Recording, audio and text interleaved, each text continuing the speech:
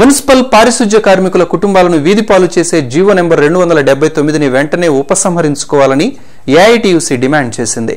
ఆ మేరకు కార్పొరేషన్ వద్ద ధర్నా నిర్వహించింది. కార్మికుల ఉపాధిని కాలరాయడం చంద్రబాబు ప్రభుత్వానికి తగదని సిపిఐ నగర కార్యదర్శి మాల్యాద్రి, ఏఐటీయూసీ నేత రాధాకృష్ణమూర్తి హితవు పలికారు.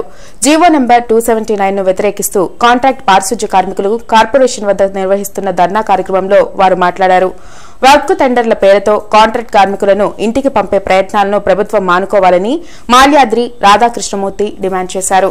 కార్మికులకు సంబంధించిన కనీస వేతనాలు కానివ్వండి, అట్లాగే వేతనము సెలవులు కానివ్వండి, ఇవన్నీ కూడా పక్కన పెట్టి మరి కాంట్రాక్టులు ఒత్తాసు పలికే ఈ జీవోని వెంటనే రద్దు చేయాలని, అట్లాగే పారిశుద్ధ్యానికి సంబంధించి మున్సిపల్ కార్మికులు, రిటైర్డ్ అయిన కార్మికులు, అట్లాగే నిరుద్యోగమైనటువంటి ఎస్సీ ఎస్టీ యువత వీళ్ళందరినీ సొసైటీలుగా చేసుకోవడానికి ప్రైవేట్ జీవోని 96లో జీవో ఇవ్వటం అయింది. అట్లాగే 30 జీవోని కూడా ఇచ్చిన ఈ ప్రభుత్వం కొత్తగా 279 పేరుతోటి వర్క్ టెండర్ల పేరుతోటి ఈ వర్కర్లందరినీ కూడా పక్కన పెట్టే ప్రయత్నం చేస్తూ ఉంది. ఎస్పీ కార్యాలయంలో నిర్వహించిన గ్రీవెన్స్ డేకు ఫిర్యాదుదారులు పెద్ద సంఖ్యలో తరలివచ్చారు. Rural SP Narayana Nayak, urban SP Tripathi బాధితుల నుండి ఫిర్యాదులు స్వీకరించారు. జిల్లా పోలీస్ కార్యాలయంలో నిర్వహించిన గ్రీవెన్స్ డేకి విశేష స్పందన వచ్చింది. Rural SP Narayana Nayak, urban SP Tripathi బాధితుల నుండి ఫిర్యాదులు స్వీకరించారు. ఇందులో ప్రధానంగా ఆస్తి కోసం తన కుమారుడు వేధిస్తున్నాడని, డబ్బుల కోసం దౌర్జన్యం చేస్తున్నందున ఎస్పీ స్పందించి న్యాయం చేయాలని మణిపురంకి చెందిన వెంకటేశ్వర్లు ఫిర్యాదు చేశారు. నేను ఆర్టీసీలో పనిచేసి రిటైర్డ్ అయిపోయా. రిటైర్డ్ అయినాక ఒకరిని పెంచుకున్నా, మా తమ్ముడు కొడుకుని పెంచుకున్నా. ఆ తమ్ముడు కొడుకుని పెంచుకుంటే వాడేం చేశాడంటే మమ్మల్ని చూడక మా పిల్లం వాళ్ళ గురించే చచ్చిపోయింది. మా పిల్లం చనిపోయినాక సరే నేను ఒక్కడనే ఇప్పుడు 5 సంవత్సరాలు అయింది చనిపోయి. కానీ నన్ను వచ్చి పలకరీలో పర్లేదు తిన్నావా లేదని అడగలేదు. తర్వాత ఏమైందంటే నేను ఇల్లు బేరం పెట్టా. ఇల్లు బేరం పెట్టినాక సగం ఆట నాకు ఇస్తావా లేదే అని గందరగోళం చేశారు. తర్వాత ఏమేం చేశారంటే వాళ్ళు దౌర్జన్యంగా వచ్చి కాగితాలు రాపించుకున్నారు. బేరం పెడితే ఇప్పుడు ఏం ఏమైందంటే బేరం పెడితే కొన్ని వాళ్ళు కొనకుండా చేస్తున్నాడు. చేయకుండా వాళ్ళు ఏం చేస్తున్నారంటే వీడు సంతకం పెట్టారంటే నాకు సగం ఆట అయితే పెడతాన్నాడు. అదేవిధంగా తన కుటుంబ సభ్యులకు అప్పుగా 30,000 ఇవ్వగా తిరిగి చెల్లించమంటే దౌర్జన్యాలు చేస్తున్నారని పోలీసులు స్పందించి న్యాయం చేయాలని స్వర్ణభారతి నగర్ కు చెందిన మరో మహిళ ఫిర్యాదు చేసింది. డబ్బులు ఈయన అంటున్నారు, నువ్వు అసలు ఇక్కడ ఉండొద్దు, మా ఇంటికి ఇల్లు కూడా నాదే అని అంటున్నారు. ఇల్లు నాదే, దాంట్లో 10,000 రూపాయలు టీవీ ఉంది, గ్యాస్ బ్యాండ్లో పెద్ద గ్యాస్ బ్యాండ్లో 10,000 రూపాయలు సొమ్ము ఉంది, ఇంట్లో సామానికి ఏమైనా 30,000 రూపాయల సొమ్ము ఉంది.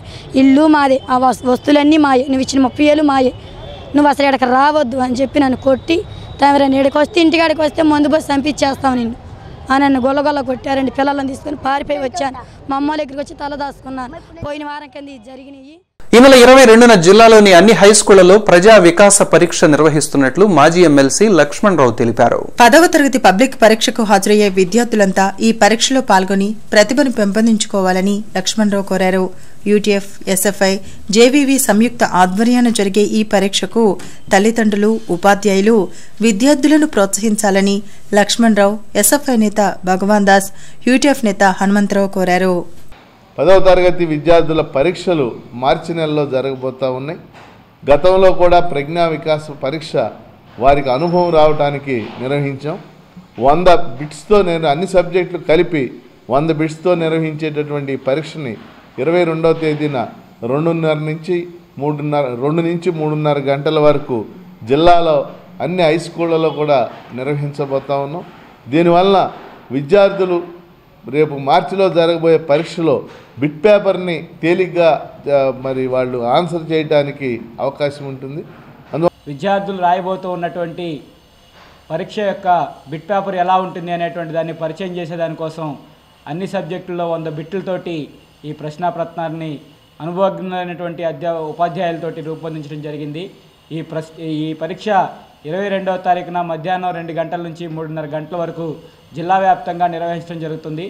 ఎస్ఎఫ్ఐ, యూటీఎఫ్, జన విజ్ఞాన వేదిక నిర్వహిస్తూ ఉన్నటువంటి ఈ పరీక్షలో జిల్లాలో ఉన్నటువంటి 10వ తరగతి విద్యార్థులందరూ కూడా పాల్గొని తమ యొక్క డౌట్స్ని వీటన్నింటిని కూడా క్లియర్ చేసుకోవడం కోసం ఈ పరీక్ష దోహదపడుతుందని చెప్పేసి మేము భావిస్తూ ఉన్నాం. నందమూరి తారక రామారావు లేకుంటే తెలుగు జాతికి ప్రపంచ స్థాయిలో గుర్తింపు వచ్చి ఉండేది కాదని టీడీపీ రాష్ట్ర అధికార ప్రతినిధి డొక్కా మాణిక్య వరప్రసాద్ అన్నారు.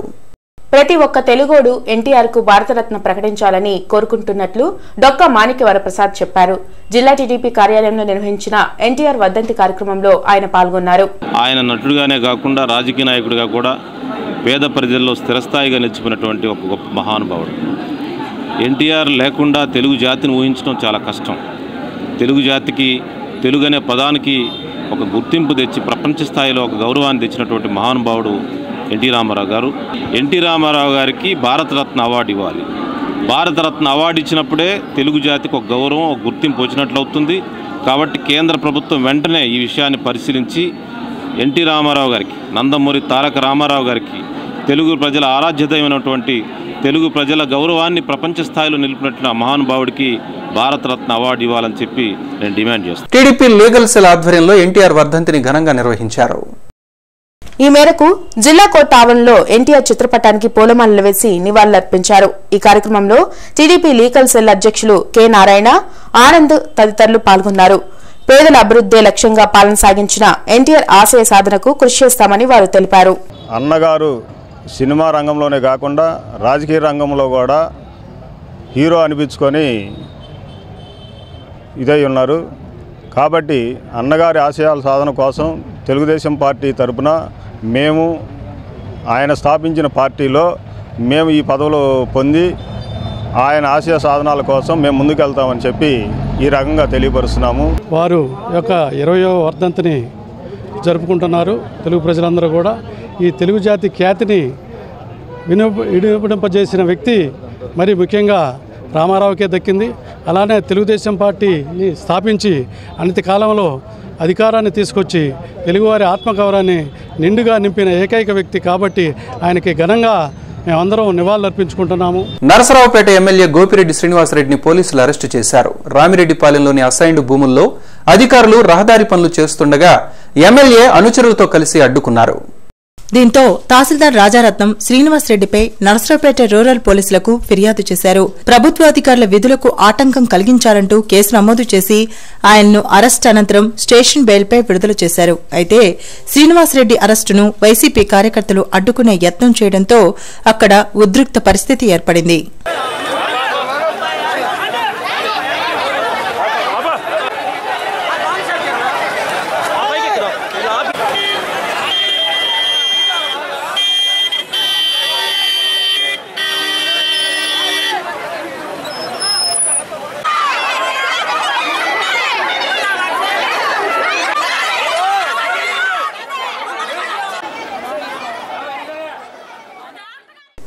లక్ష్మీపురం మెయిన్ రోడ్లో మాజీ కార్పొరేటర్ ముత్తినేని రాజేష్ ఆధ్వర్యంలో ఎన్టీఆర్ వర్ధంతి కార్యక్రమం జరిగింది. ఎమ్మెల్యేలు మోదుగుల వేణుగోపాల్ రెడ్డి, జీవీ ఆంజనేయులు, టీడీపీ నేతలు మన్నవ సుబ్బారావు, లాల్ వజీర్, టీవీ రావు, సుఖవాసి శ్రీనివాసరావు, హనుమంతరావు ఎన్టీఆర్ చిత్రపటానికి పూలమాలలు వేసి నివాళులర్పించారు. ఎన్టీఆర్ ఆశయ సాధనకు పునరంకితమవుతామని వారు తెలిపారు. సుఖవాసి శ్రీనివాస్, హనుమంతరావు ఎన్టీఆర్ చిత్రపటానికి పూలమాలలు వేసి నివాళులర్పించారు. ఎన్టీఆర్ ఆశయ సాధనకు పునః అంకితం అవుతామని వారు తెలిపారు.